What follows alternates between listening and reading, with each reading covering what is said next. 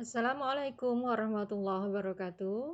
Selamat berjumpa di kelas PABB dengan saya yang akan memandu di kelas kalian. Perkenalkan, saya Bu Lutfi. Kali ini kita akan membahas tentang Asmaul Husna. Asmaul Husna berasal dari bahasa Arab, terdiri dari dua kalimat Asmaun dan Al-Husna. Yang kalau diartikan secara bahasa, Asmaul Husna berarti nama-nama yang baik atau nama-nama yang bagus. Sedangkan secara istilah, Asmaul Husna merupakan nama-nama yang menunjukkan keagungan, keindahan, dan kemuliaan Allah Subhanahu wa Ta'ala yang berjumlah 99. Dalam surat Al-A'raf ayat 180 dijelaskan, A'udzu billahi minasyaitonir rajim. Bismillahirrahmanirrahim. Walillahil asmaul husna fad'uuhu biha wa darul ladzina yulhiduna fi asma'ih sayujzauna ma kanu ya'malun. Yang artinya, Allah memiliki asmaul husna, nama-nama yang terbaik. Maka bermohonlah kepadanya dengan menyebut Asmaul Husna itu dan tinggalkanlah orang-orang yang menyalahartikan nama-namanya. Mengenai Asmaul Husna merupakan penjelasan dari siapa sih Allah itu. Melalui Asmaul Husna, kita mengenal sifat-sifat Allah. Dan sifat-sifat Allah di dalam Asmaul Husna itu tertuang dalam beberapa sifat-sifat Allah yang wajib kita ketahui yang disebut dengan sifat wajib Allah. Allah memiliki sifat-sifat, di antaranya sifat wajib, sifat mustahil, dan sifat jaiz.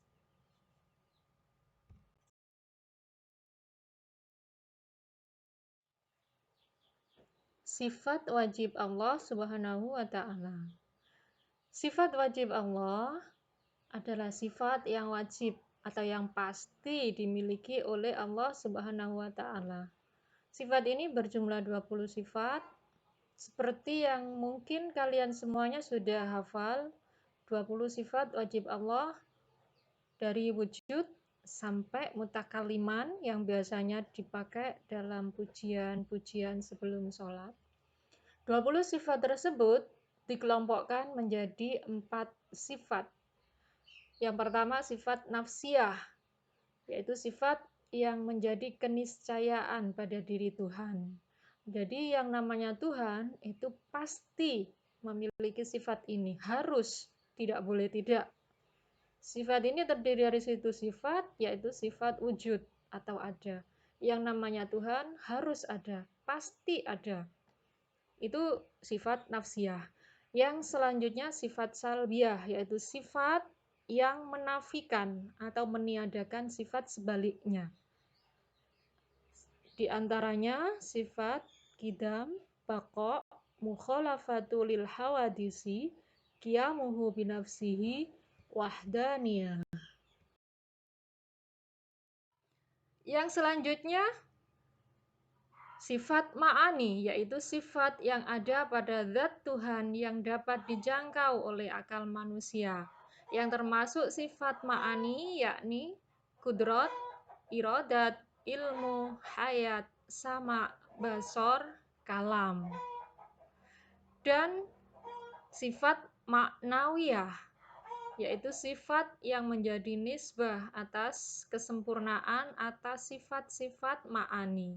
Maksudnya, sifat maknawiyah adalah penegasan atau pengulangan, pengokohan dari sifat-sifat ma'ani. Yang termasuk di dalamnya adalah qadiron, muridan, aliman, hayyan, sami'an, basiron, mutakalliman. Selanjutnya mengenai sifat mustahil Allah Subhanahu wa Ta'ala.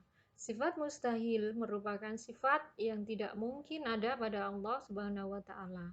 Dan sifat ini merupakan kebalikan dari sifat wajib Allah yang jumlahnya ada 20. Seperti yang di bawah ini, Adam kebalikan dari wujud, hudus kebalikan dari qidam, Fana, kebalikan dari baqa. Mumatsalatul hawadisi, kebalikan dari mukhalafatul hawadisi. Qiyamuhu bi ghairihi, kebalikan dari qiyamuhu bi nafsihi. Ta'addud, kebalikan dari wahdaniyah. Ajzun, kebalikan dari kudrat. Karohah, kebalikan dari iradat. Jahlu, kebalikan dari ilmu. Maut, kebalikan dari hayat. Summun, kebalikan dari sama. Umyun, kebalikan dari basor. Bukmun, kebalikan dari kalam. Ajizan, kebalikan dari qadiron. Makruhan, kebalikan dari muridan. Jahilan, kebalikan dari aliman. Mayitan, kebalikan dari hayyan.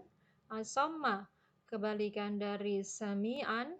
A'ma, kebalikan dari basiron. Dan abkama, kebalikan dari mutakalliman. Sifat jaiz Allah Subhanahu wa ta'ala. Jaiz dalam bahasa Arab artinya boleh. Sifat jaiz bagi Allah artinya sifat yang boleh ada dan boleh tidak ada pada Allah Subhanahu wa ta'ala. Sifat jaiz Allah hanya ada satu sifat, yakni berkehendak atau tidak berkehendak. Allah itu maha berkehendak, jadi Allah bebas untuk berkehendak ataupun tidak. Dan ini satu-satunya sifat jaiz bagi Allah.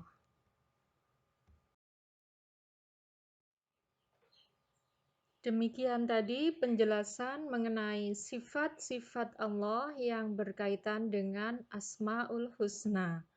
Sebagai implementasi pembelajaran tentang Asmaul Husna, silakan kalian menghafalkan 99 Asmaul Husna secara bertahap. Kemudian terapkan dalam kehidupan sehari-hari melalui penanaman sikap maupun dalam setiap doa kalian. Semoga apa yang saya sampaikan bisa bermanfaat. Tetap semangat, selamat belajar, dan semoga semuanya baik-baik saja.